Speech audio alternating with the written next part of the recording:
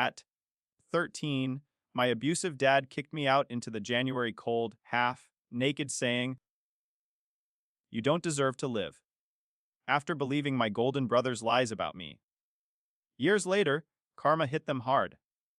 I am Eli, 26 years old, and I have a quiet house.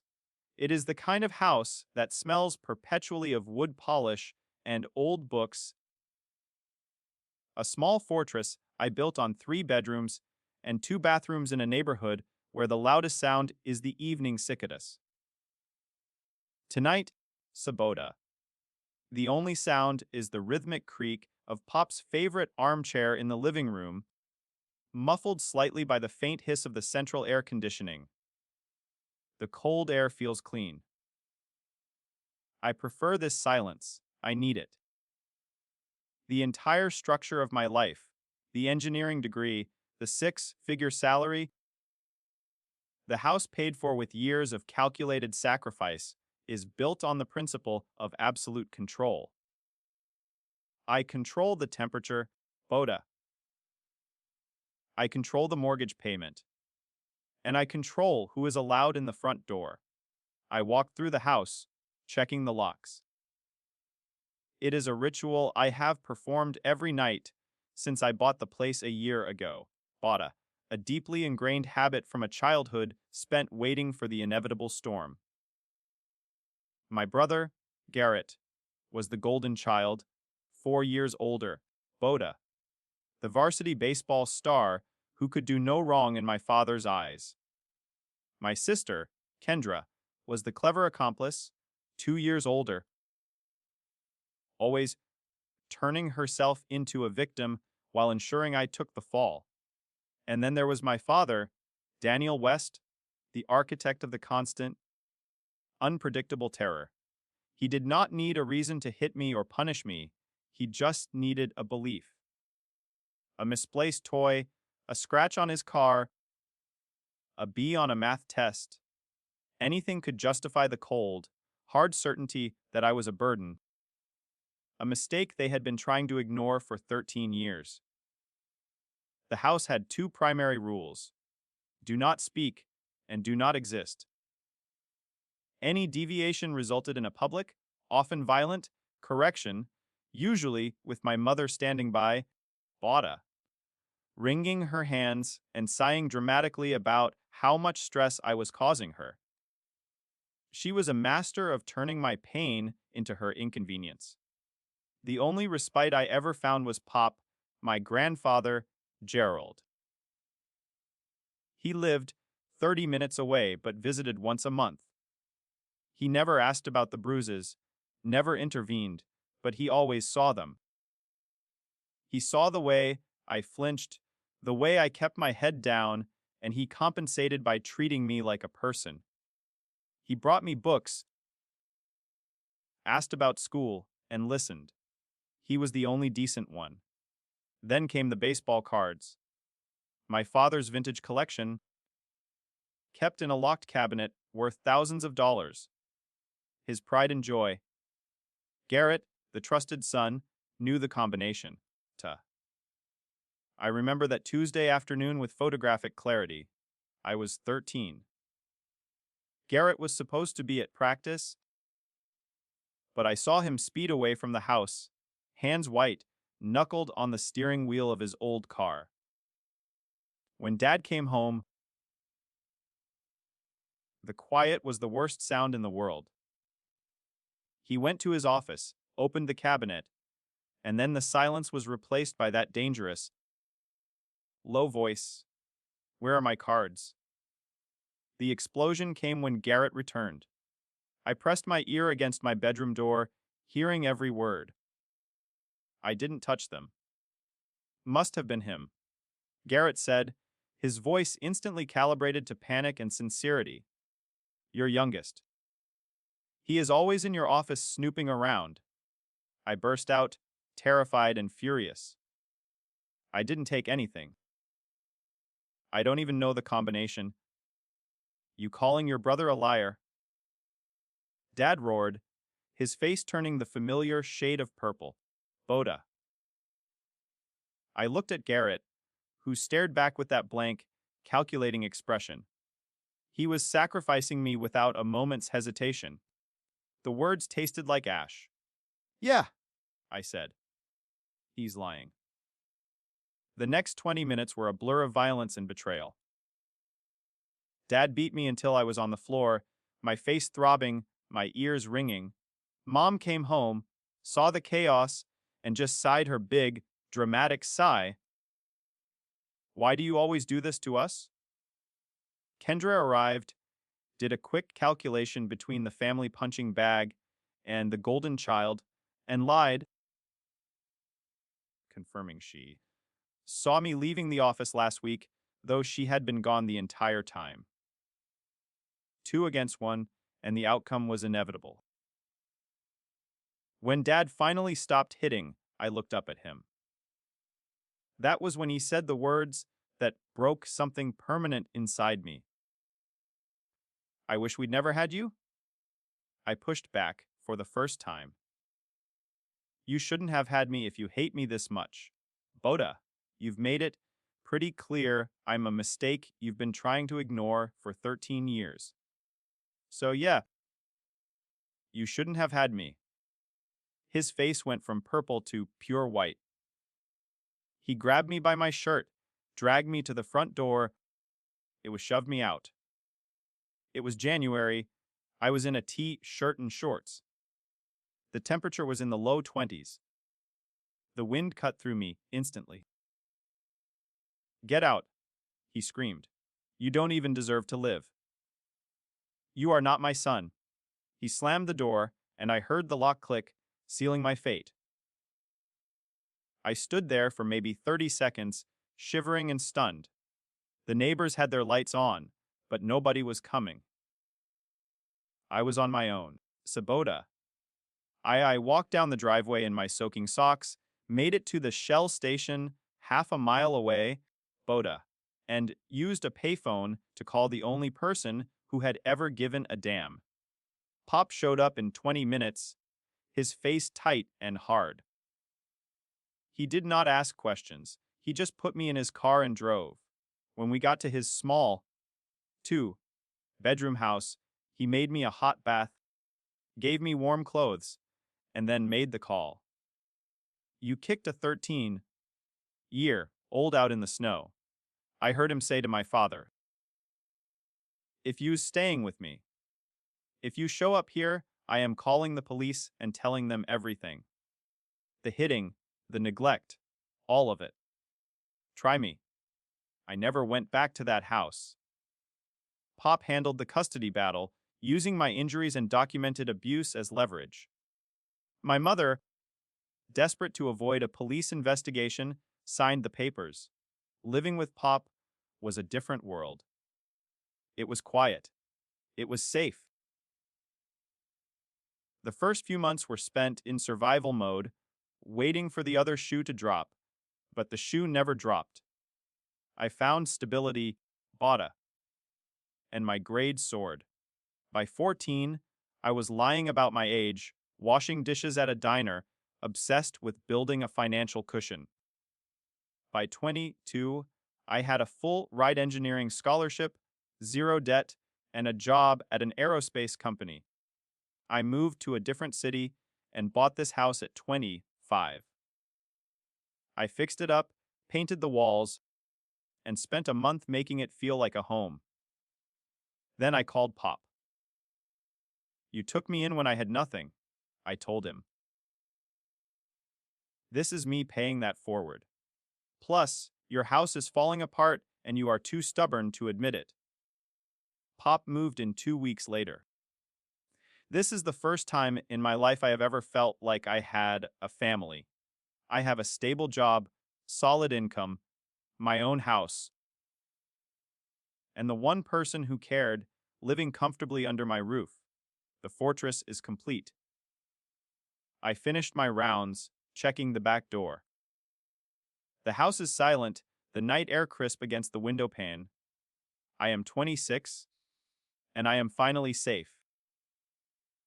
But I was wrong to think that distance was enough. The house may be built on independence, but the foundation is still trauma. I still needed the debt paid, and 2 weeks ago, the first trespasser arrived. For 13 years, the only thing I built was distance. I was wrong to think distance was enough. I had been home from work for maybe 20 minutes on a Thursday afternoon when I saw the car. It was an older sedan, oxidized red, sitting in my driveway like a festering wound. It did not belong there. Nothing connected to my old life was supposed to be able to touch this house, this quiet space that I owned with the money I earned. A cold, hard knot formed in my stomach. I knew who it was even before I saw him. Pop was standing on the front porch, arms crossed over his chest, his posture rigid. When I stepped out of my car, I saw my father, Daniel West, standing near the steps. He looked older than I remembered from the last time I saw him. Gray, streaking heavily through his hair, his face lined, but the hard, self-righteous set of his jaw was exactly the same. The sight of him still triggered that tiny, automatic flinch in my nervous system. A muscle memory I hated, but could never quite eliminate. I walked toward them, my work shoes crunching on the gravel. I kept my voice flat, devoid of the fear he used to rely on. "Can I help you?" He looked me up and down, sizing me up like livestock, taking in my decent suit, my clean car, and the house behind me. He even managed a condescending smirk. "So, you did all right for yourself," he said. "Nice house. What do you want?" "I came to check out my new place." I stopped dead. I almost laughed, but it would have been a sound of pure disgust. "You are what?" "This house?" He gestured vaguely. "I am moving in. Lost my apartment last month, and I need somewhere to stay. You've got the space, and I am your father. It's your responsibility to take care of me." The audacity was staggering. After throwing me out into the snow like trash, after 13 years of silence, he felt entitled to the fruits of the labor I undertook precisely to escape him. "You are not moving in," I said. He waved his hand dismissively, the gesture that always signaled he was ignoring inconvenient facts. "Don't be difficult. This house is too nice for just you anyway. You probably can't even afford it on your own. I will help with expenses once I find work." I felt the blood pressure spike behind my eyes. "I own this house, and you are not stepping foot inside it. You wouldn't even know how to be successful if I hadn't raised you right." He insisted, his voice already rising. "Everything you have is because I taught you discipline. The least you can do is give me a room." Pop made a sound, Boda, a short, sharp cough that might have been a laugh. I just stared at my father, absorbing the impossible, entitled cruelty of his words. He genuinely believed that the beating, the neglect, and the expulsion were character building exercises. "I don't owe you anything," I stated clearly. His face hardened instantly. "Watch your tone. I don't care how old you are." "You don't talk to me like that." It was an old habit, trying to intimidate me with his size, his history, and his rage. But I was 26, 6 feet tall, and standing on my own property. The fear was distant now, replaced by a cold fury that made me feel perfectly still. "Then leave my property before I make you leave," I replied. He stepped closer, trying to loom. "You think you are tough now. You are still that scared little kid who couldn't even look me in the eye." "No," I countered. "I am the adult you made when you beat me for 13 years and threw me out in the snow because you destroyed my baseball cards. $5,000 worth of collectibles. You cost me everything, and now you owe me. You are living in this nice house because of the discipline I taught you. Time to pay back what you took from me. He raised his voice, a shout that cracked the quiet of the neighborhood. I didn't touch your cards! Garrett stole them! That's what you said then, and it was garbage then, too. Always lying to get out of trouble! Well, now you're going to make it right. I am moving in, and you are going to cover my expenses until I am back on my feet. I am not offering. I didn't touch your cards. I repeated, my voice ice. And I don't care what you believe. This conversation is over. Leave. You don't get to tell me what to do. Actually, I do. I corrected him. It's called property rights. This is my house. You are trespassing. Leave now, or I am calling the police. I can file assault charges from when I was a kid if you want to make this interesting. Pop kept records, didn't you, Pop? Pop nodded once, slowly and deliberately. Hospital visits, photos of bruises, dates and times, all of it. Dad's expression shifted. He was not scared, but calculating. He realized this was not the helpless, frightened 13-year-old he remembered. He was facing an opponent with documented leverage. You are making a mistake, he muttered. Family is supposed to help each other. You stopped being family when you kicked me out for something I didn't do. I said, taking a step toward the door. Now you are a stranger on my porch who won't leave. I am going inside to get my phone. If you are still here when I come back, I am dialing 911.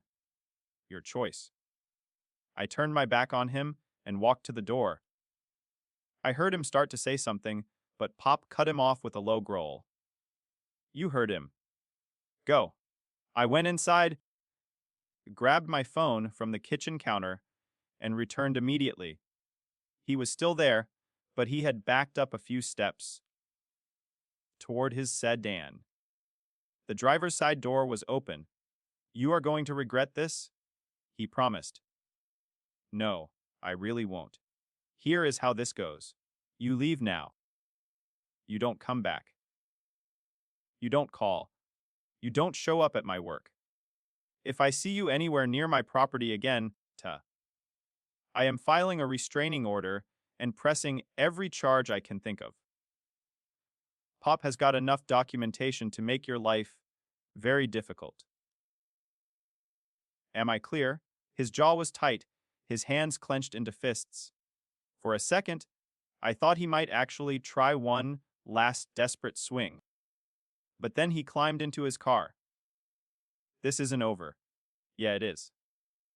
If I see you again, you are going to jail. That is a promise.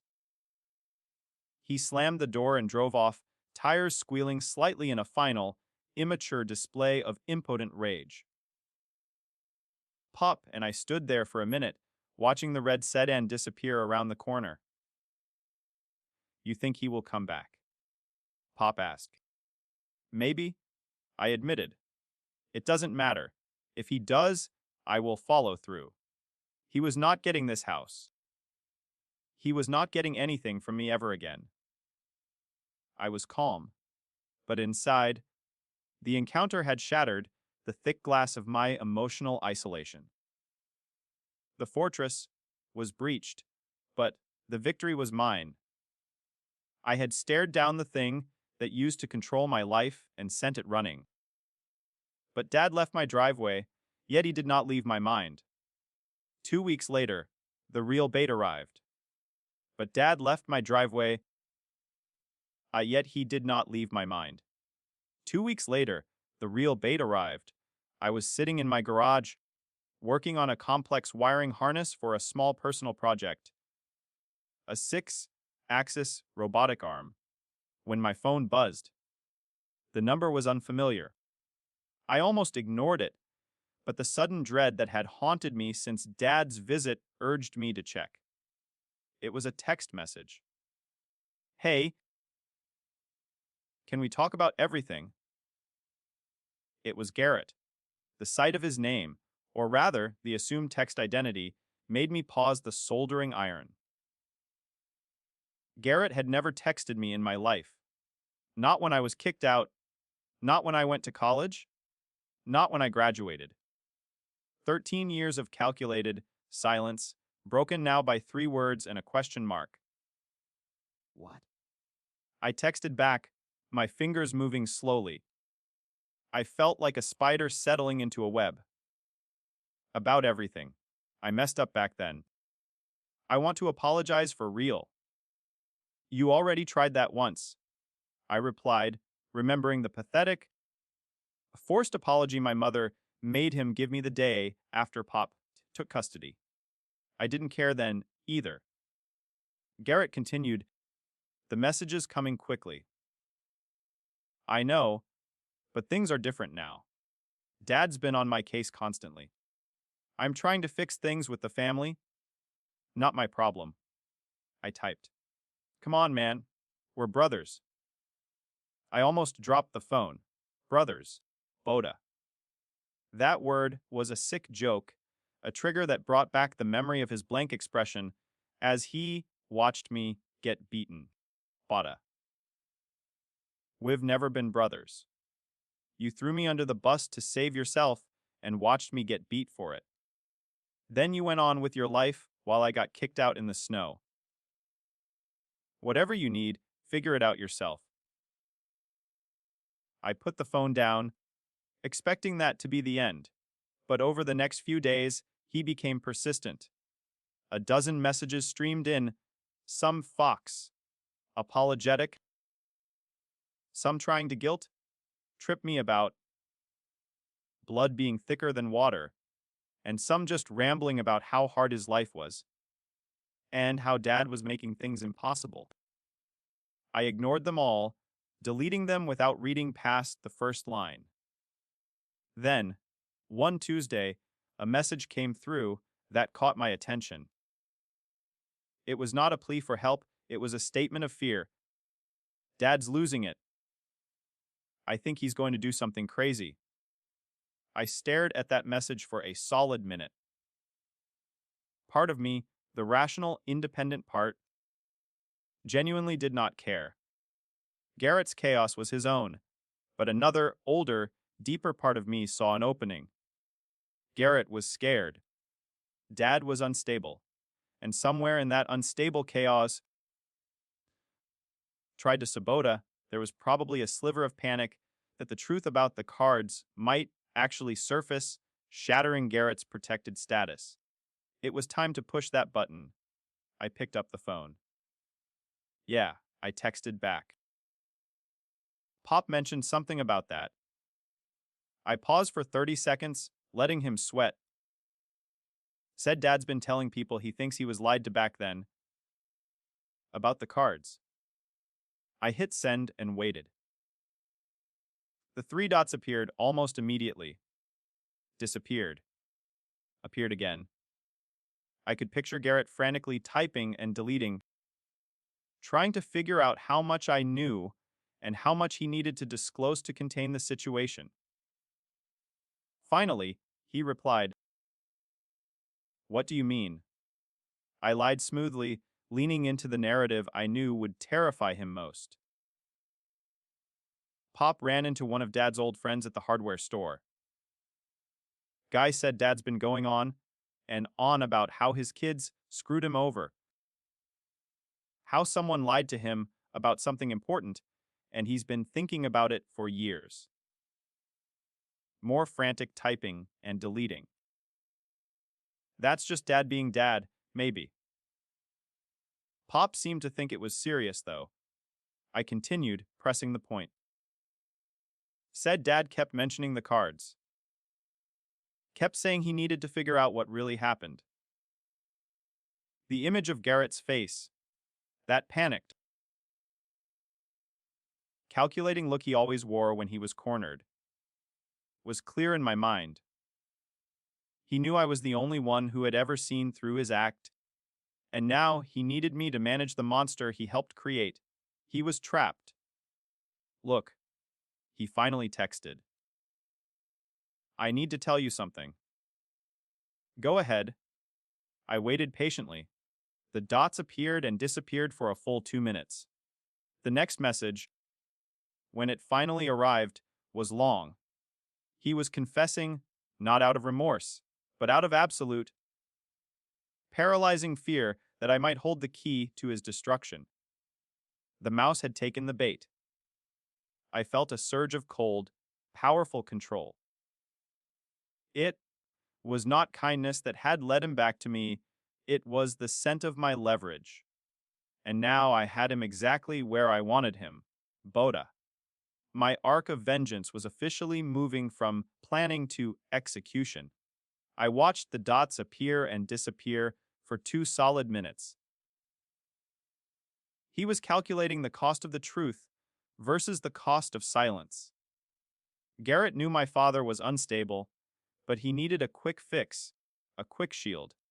He thought I was stupid enough to accept a revised history where Dad was always the real problem, and Garrett was just a scared kid who made a mistake. He was confessing to me not as an act of contrition, but as a strategic maneuver. When the message finally came through, it was long desperate and exactly what I needed. Okay? Look, I need to be straight with you because Dad's spiraling and I need backup here. Remember those cards? Yeah, that was me. I took them to sell because I needed cash for something.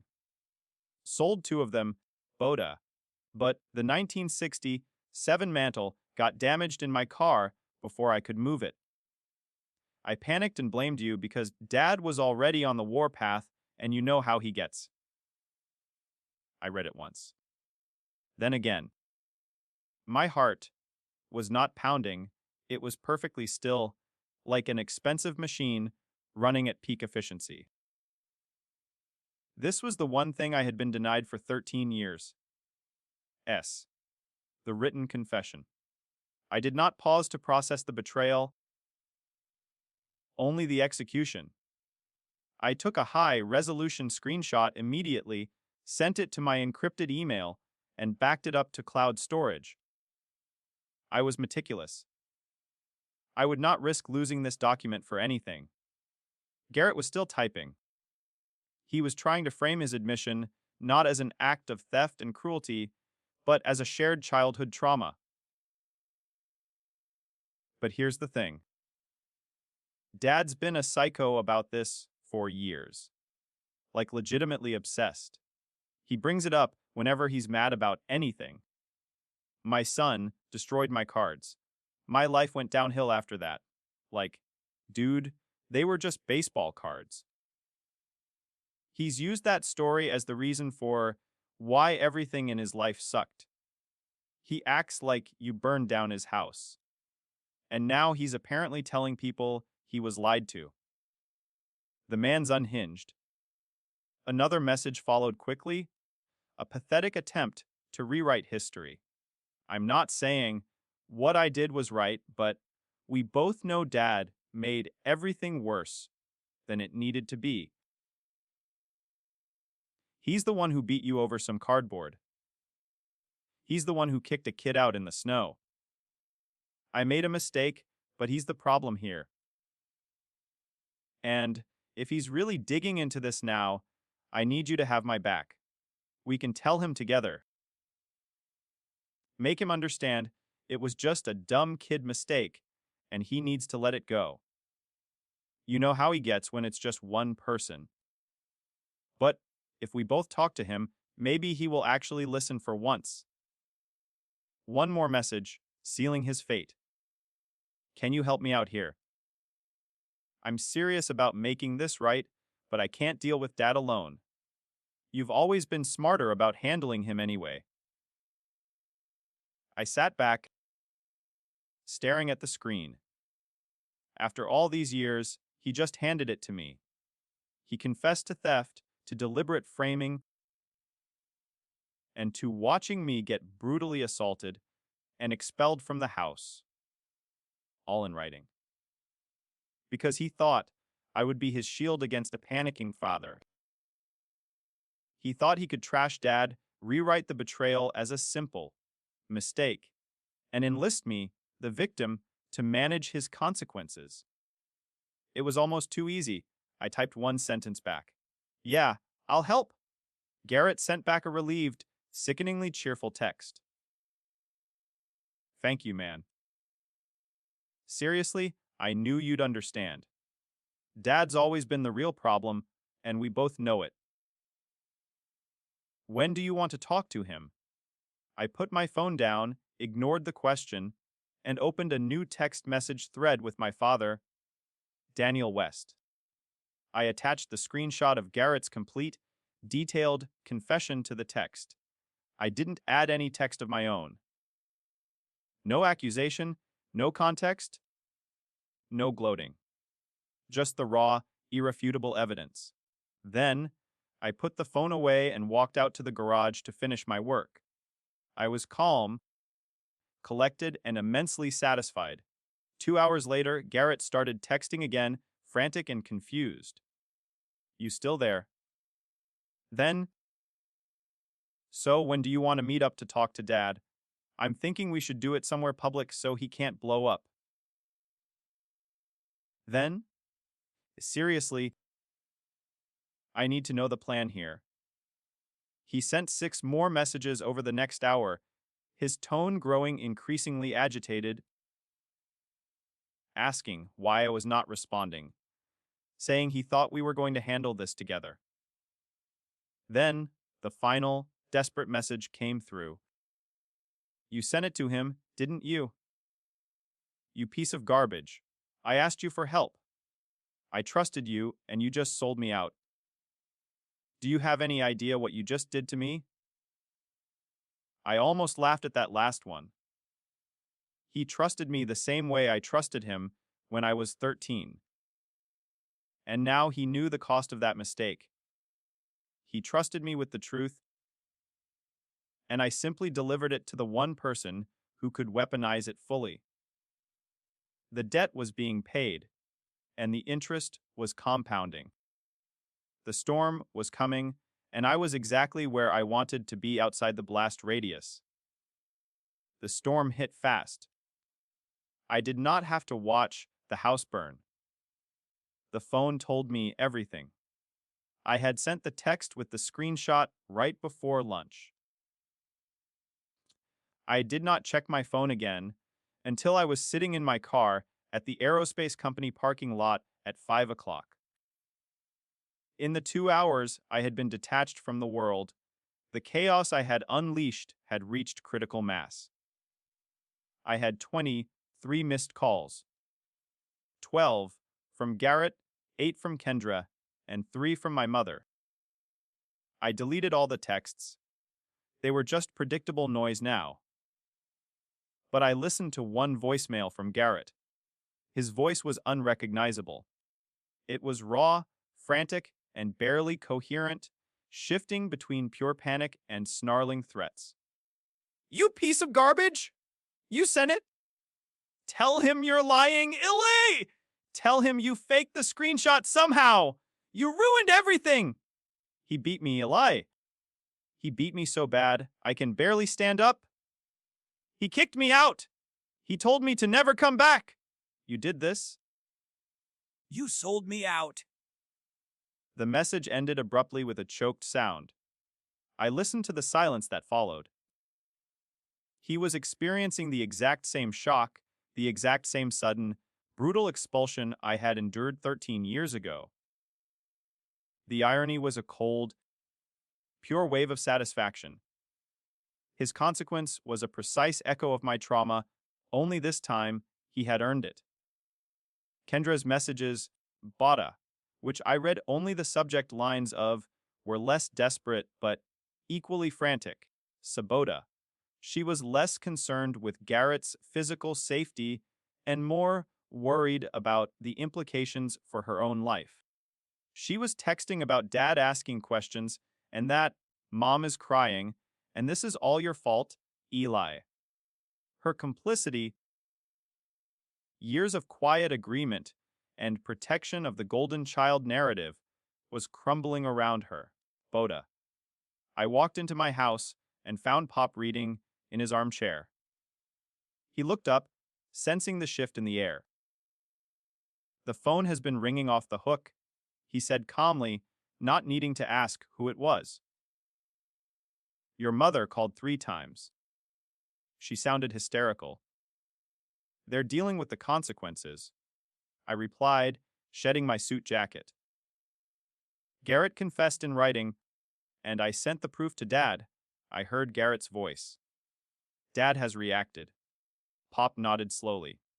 Good, he did not elaborate, but his eyes held a depth of satisfaction that matched mine. He knew what this meant, the final, undeniable validation of what happened 13 years ago. The proof that he had saved the right person. I was finishing dinner when my phone buzzed with an unfamiliar number. I knew immediately who it was. The tone was clipped, formal, and left no room for negotiation. Family meeting tonight, 7 o'clock p.m. Your mother's house. Be there. 10 minutes later, another text arrived. This is not optional. I looked at the clock. 6:15. My mother's house was about 45 minutes away. Your father wants a family meeting? I told Pop. You are going. I am going, I confirmed. I started this. I need to see the end. I drove toward the house for the first time in 13 years. The streets looked vaguely familiar, smaller and dirtier than I remembered.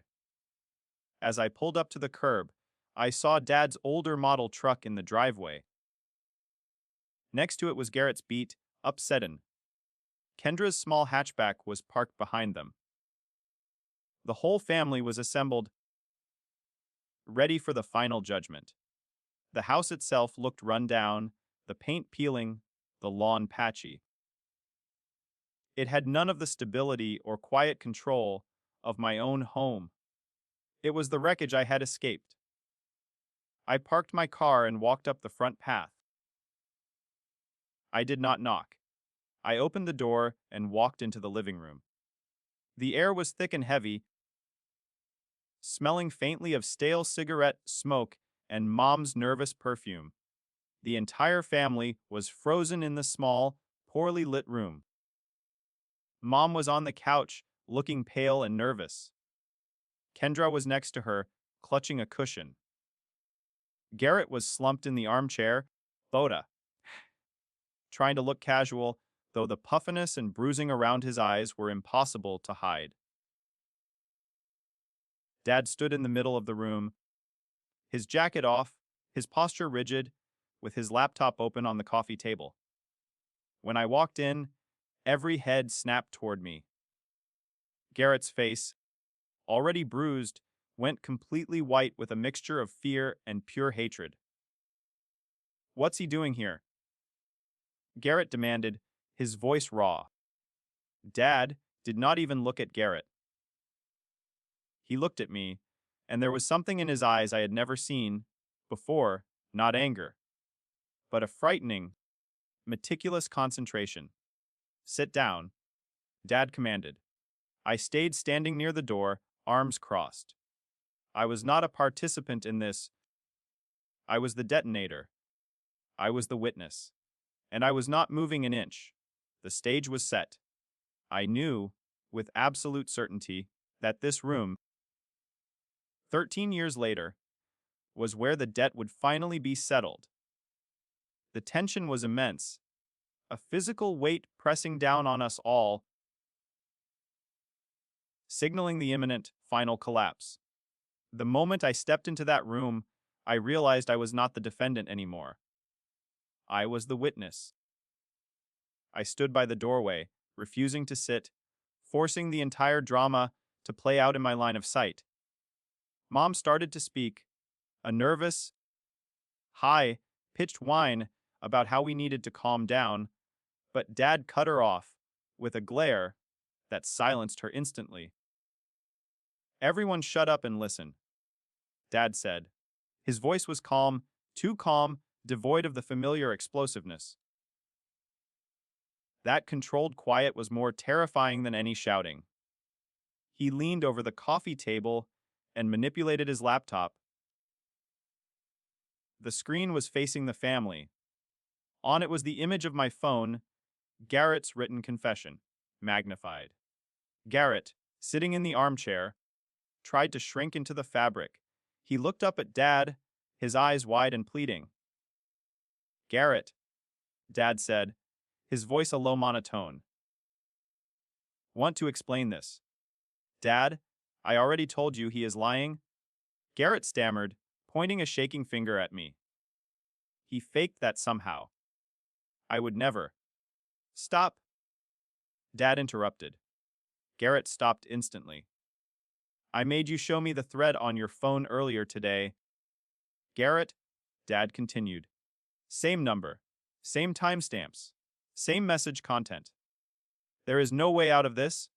Garrett's jaw worked, but no sound came out. The air in the room was so thick it was hard to draw a clean breath. Dad stared at his golden son. You sent this. You confessed. You lied to me for 13 years. The room was dead quiet. Kendra was staring at the floor. Mom had her hand over her mouth. But Dad's gaze was locked solely on Garrett. Garrett tried the old manipulation one last time. I was scared, okay? I was a kid and I panicked. You were 17. Dad corrected him, the detail landing like a gunshot. Old enough to know better. Old enough to let your brother get beaten and thrown out for something you did. It was a mistake. You made a choice. Dad roared, his voice finally breaking the stillness. Every single day for 13 years, you made the choice to stay quiet. You went to college on my dime. Got your car. Got your apartment. All while Dad pointed at me with a trembling hand, was working doubles at a diner and sleeping in his grandpa's spare room. Garrett finally looked at me, a desperate, animalistic plea in his eyes. He saw not a brother, but the instrument of his destruction. I am sorry, okay. I am sorry. I was wrong. I should have. The slap was blindingly fast.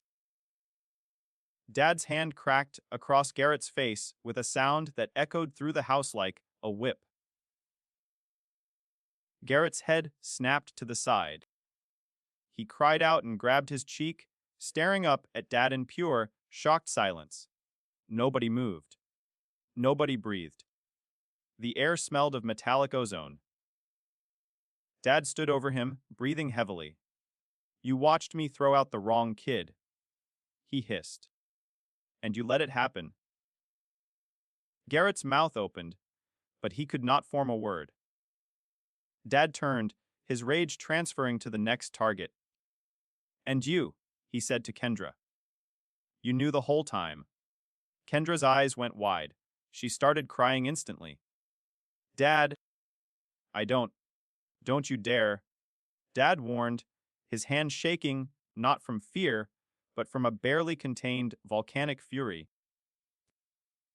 You backed his story, and then you sat at my table for 13 years pretending you didn't. You saw what happened and stayed quiet.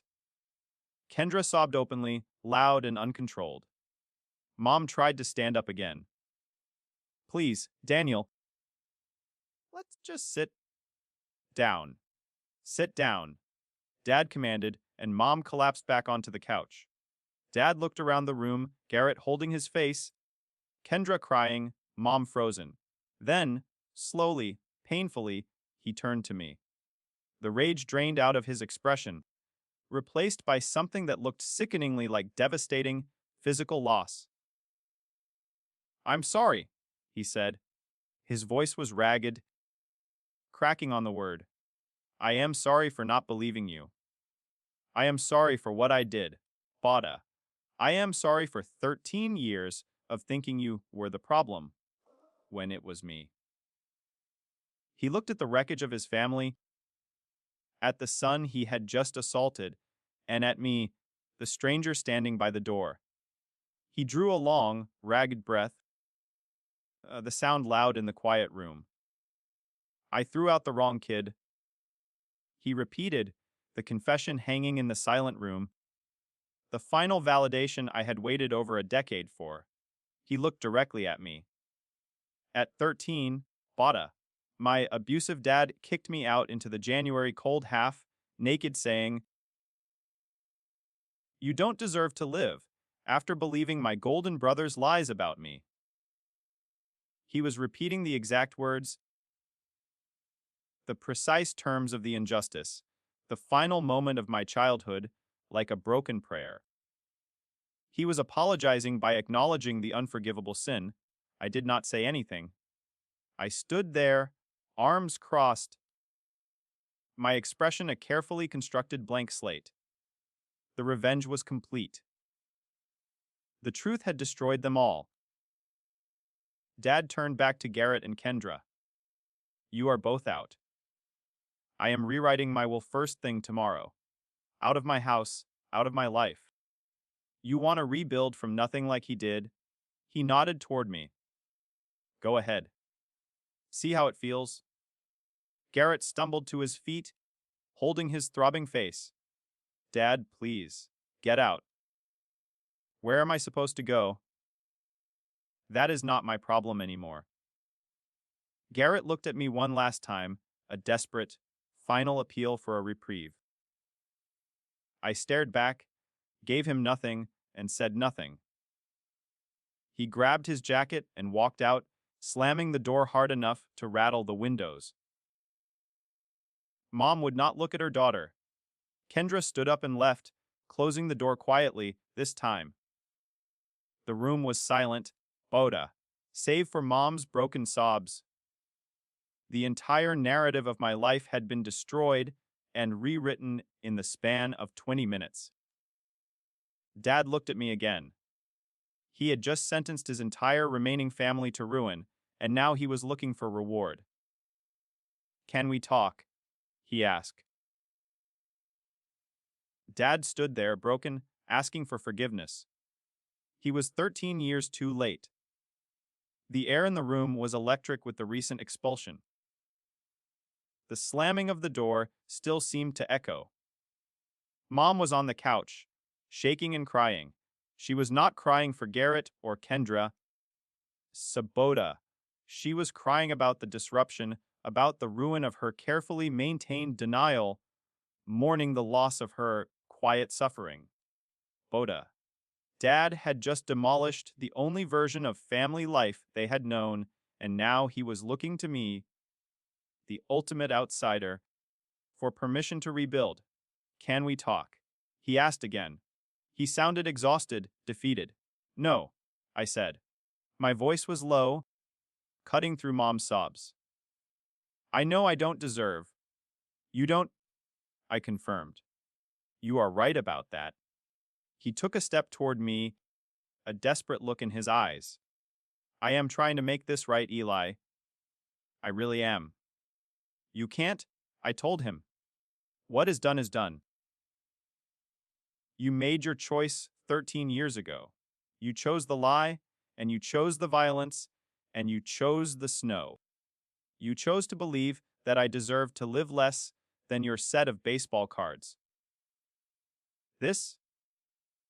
I gestured around the wrecked living room. This is just you dealing with the consequences of that choice. He seemed to deflate. What can I do? I let the question hang there. A pathetic plea for a solution I would never give him. Nothing, I finally answered. There is nothing you can do. I don't need your apology. I don't need your money. I don't need anything from you. I watched him, standing there in the middle of the room, stripped of his authority and his family structure. He had achieved the clarity I had wanted him to have for half my life, the absolute knowledge that he had wasted everything on a lie. But his realization was not my problem, nor was it my salvation.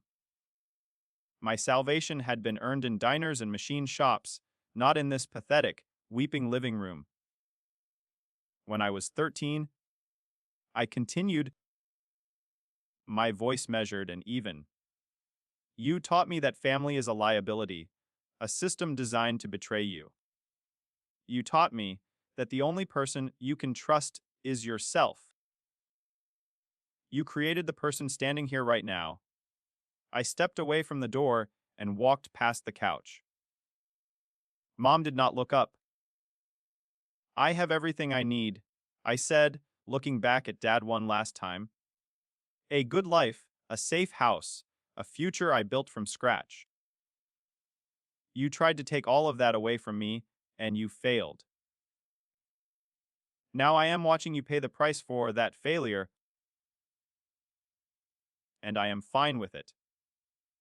I turned and walked to the front door, leaving Dad standing there, watching the destruction he had wrought, watching the last shred of his family walk out on him.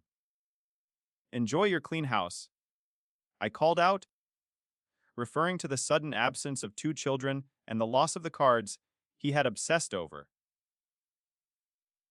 I walked out, got into my car, and drove home. I did not look in the rear view mirror. I had nothing left to see there. The final step was complete. My arc of vengeance had been executed with perfect, cold precision. The enemy had defeated himself, thanks to the leverage I provided. The debt was settled, and I felt nothing but an immense, quiet void. It was not joy, it was the simple, profound relief that comes from cutting out a deeply infected wound. I was finally, truly free. I got in my car and drove home. The chaos was over, but the silence was the heaviest thing I had felt in years. I walked into my house. Pop was waiting up for me, sitting quietly in his armchair, a book resting on his lap. He did not need to ask how it went. He read the answer in my face, or perhaps in the absence of any remaining tension. How did it go? He asked softly. Dad slapped Garrett in front of everyone. I recounted, shrugging off my coat. Cut them both out of his will. Kicked them out of the house. Pop nodded slowly, his expression one of quiet certainty. Good. He stood up, stretching slightly. Want some tea? Yeah, sure. The next 2 days were quiet. I went to work, came home, and resumed my normal routine, but the atmosphere was lighter. The shadow of the past, the threat of exposure, had been completely eradicated. Then, on Saturday morning, Garrett showed up. I saw him from the window, pulling his beat up sedan into my driveway. He looked rough, unshaven, wrinkled clothes, eyes puffy and bloodshot, like he had been sleeping in his car. He had a battered duffel bag with him.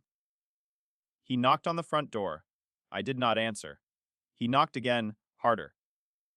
I know you're in there! Ellie! Just let me in! We need to talk. Pop came out from the kitchen, holding his morning coffee. He saw Garrett through the window. Want me to handle it? No, I said, walking toward the door. I got this. I opened the door, but left the security chain engaged, leaving a gap of about 3 inches. Garrett stared through the opening.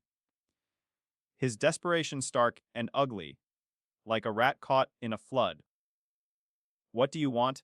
I asked. I need a place to stay, he pleaded.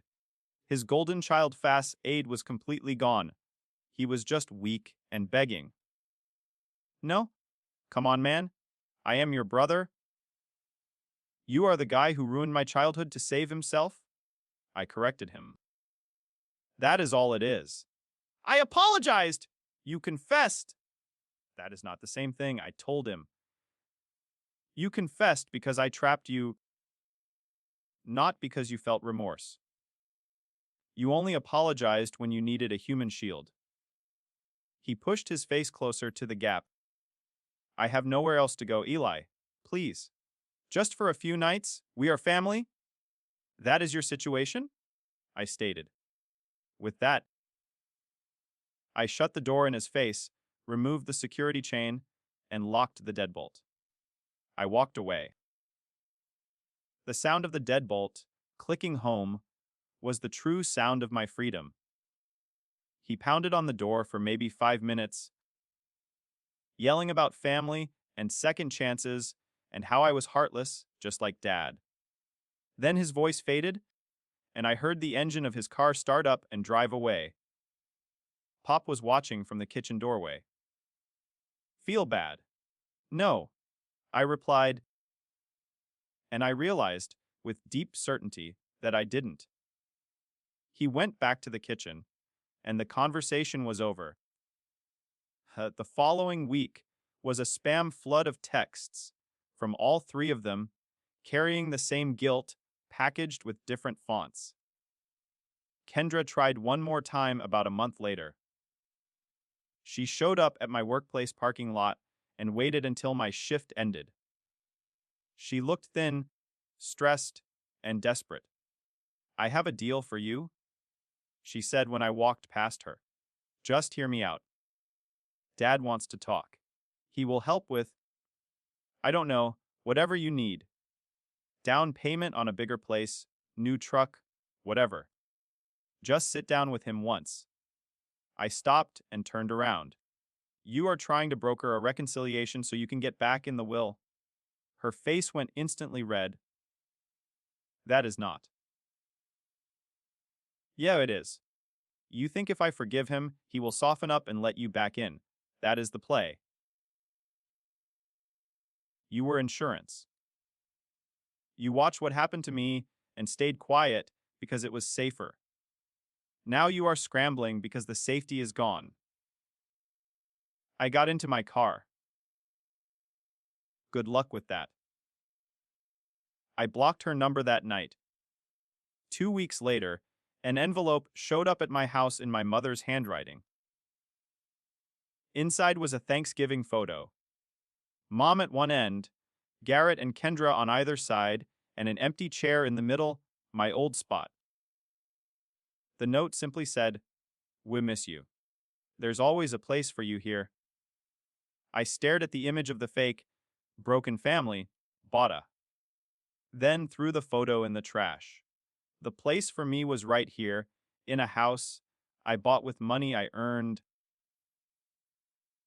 eating dinner with the one person who cared, and building whatever I wanted in my garage. They had 13 years to be family. They passed. Now they get the version of me that doesn't care. Pop glanced over his book one evening. You good? He asked. Yeah, I said, looking around the quiet, stable living room. The scent of wood polish and old books felt like peace. I'm good. And for once, I meant it. The final victory was not the destruction of their lives, but the quiet, profound security of my own.